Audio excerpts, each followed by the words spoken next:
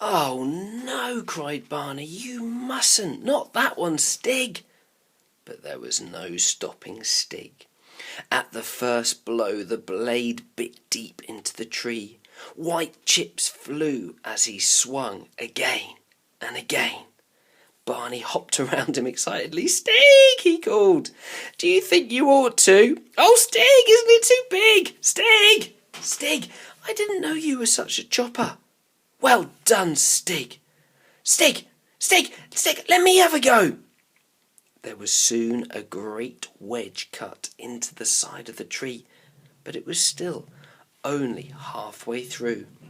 Stig stopped for a rest, and they both looked at the tree. It swayed a little in the light breeze. "You know what, Stig?" said Barney. "It's going to fall and smash the fence if we're not careful. I'd better tie a rope to it." He slung the coil of rope around him and pulled himself up the lower branches of the tree. He had climbed most of the trees around here before, but he'd never climbed one that had already chopped halfway through. He supposed he should have tied the rope on before they started cutting. As he climbed higher, he could feel something different about the swaying of this tree. It did not have the springy, exciting sway of a sound tree. It was only swaying a few inches, but at the end of each sway you had the feeling that it was waiting, not quite sure whether it would sway back again or whether it would go on and fall. He tied the rope to the trunk as high as he dared, threw the rope outwards and watched it uncoil to the ground, and then scrambled down again himself. "Now, we ought to saw it on the other side," said Barney. "I've seen Grandfather do it." He picked up the big cross-cut saw. "Here, you take the other end," he told Stig. Stig looked at the saw doubtfully. He felt its sharp teeth and grunted approval, but he still did not understand what they were going to do with it. "Look," said Barney, "you hold that end and I hold this end. I pull and then you pull. It's easy once you get started." Stig looked a bit blank. They scraped away clumsily at the bark of the tree trunk until at last the saw teeth cut a straight groove and settled into it. Stig's eyes widened as the sawdust began to fly, and he pumped the handle furiously. "Ouch!" cried Barney. "You're pulling too far. You've made me skin my knuckles." "Steady!" cried Barney. "Must we go so fast? We've got a long way to go yet." "Stop!" cried Barney. "Look, Stig, you're pushing as well as pulling. It makes the saw bend, and it makes you tired too." At last they settled down to a steady in, out, snore, snore. The blade sang as it bit deeper into the wood, and the sawdust spurted out each end.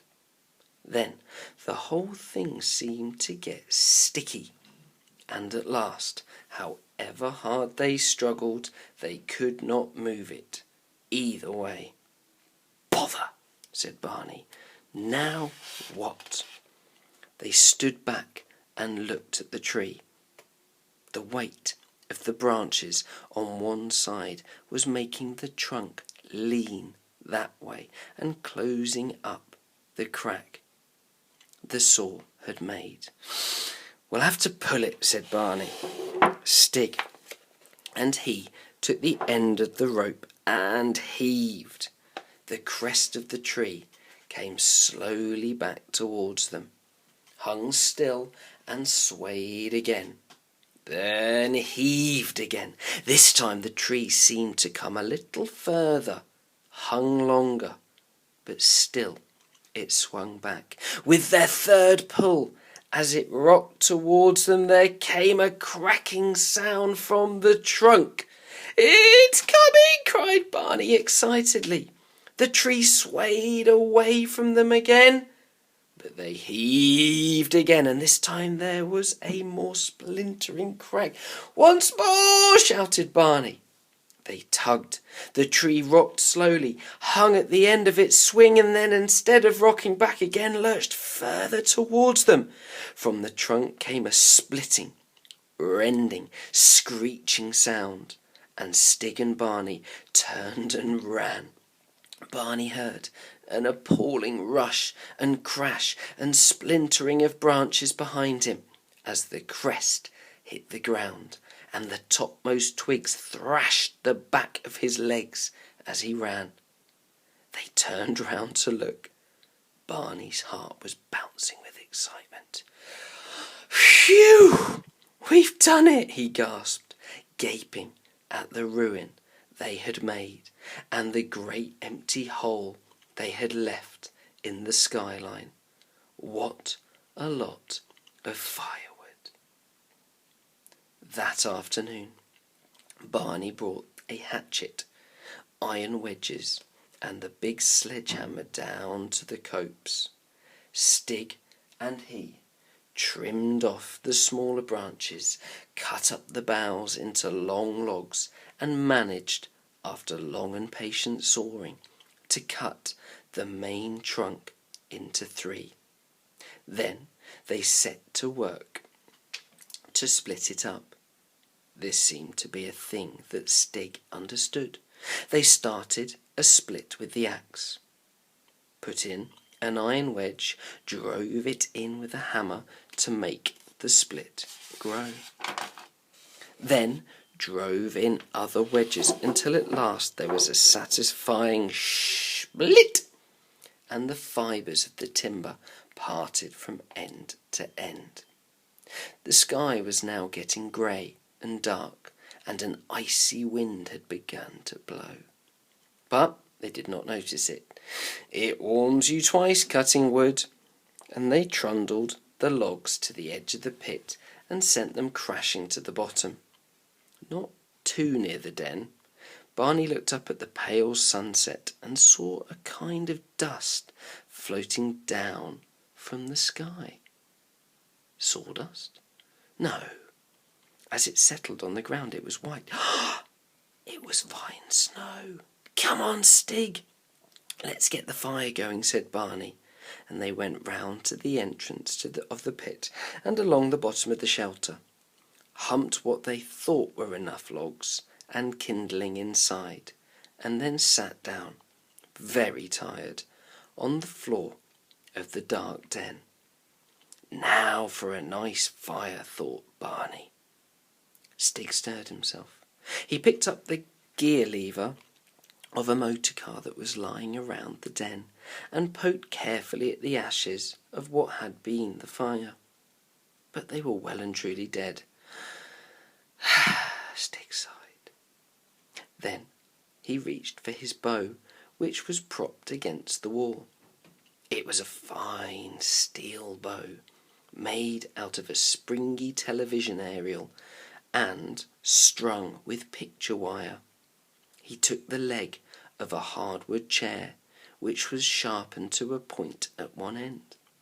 He fitted the point into a hole in a block of wood, which he held with his toes, passed the bowstring round the leg of the chair, and held the top of the chair leg with a cracked egg cup, and began to draw the bow backwards and forwards so that the string made the chair leg twirl.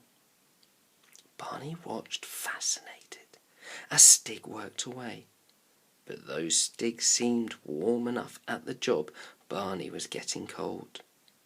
At last the point of the chair leg, twirling in the block of wood, began to smoke. Stig quickly fed it with a handful of grass and started blowing on it. Still fiddling away frantically with the bow, the grass glowed. Stig fiddled and blew, but everything in the cave was damp, and the little fire died out with a wisp of smoke. The bowstring frayed and snapped.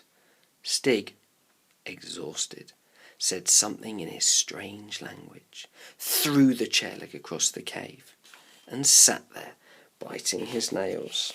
"Do you want a light, Stig?" asked Barney, brightly, and he took a box of matches from his pocket and struck one. The little flame suddenly lit up the cave. The effect on Stig was amazing. He uncurled himself and leapt to his feet in a bound, and stood staring at the lighted match with round eyes. When the flame burnt down to Barney's fingers and he had to blow it out, Stig gave a sort of despairing moan. "It's all right, Stig, I've got lots more," Barney said, and he struck another, and Stig jumped again, but this time crept up to stare at it close too. "Come on, let's have some paper and twigs," said Barney, and by the light of the third match they found some, but they were not very dry, and it took another 3 or 4 to get a little fire going. Stig was lying on his stomach, blowing like a bellows, now gently, now fiercely, adding a twig here and a splinter from the wooden box there, building a careful pile, feeding the fire where it was needed. At last the flames licked upwards. The smoke began to clear itself through the hole in the bath, and a warm glow began to light up the walls of the cave. Stig put 2 big logs across the back of the fire, and they began hissing and sizzling happily. Stig stretched himself out in the warmth, like a cat, and then held out his hand to Barney as if asking for something. Barney handed him the matchbox. "You want me to show you how to strike a match, Stig? Here, push the little drawer thing. That's right, but not too far. Take out a match. Now, you better shut the box. Hold the match by the white end, not the black end, silly. Now, rub it on the side of the box. No, the side. There." After 1 or 2 tries, Stig managed to strike the match. He held the little flame and gazed at it until it burnt his fingers, and he had to drop it. "Go on, strike another," urged Barney. "Granny's got plenty. A box only costs about a penny, I think."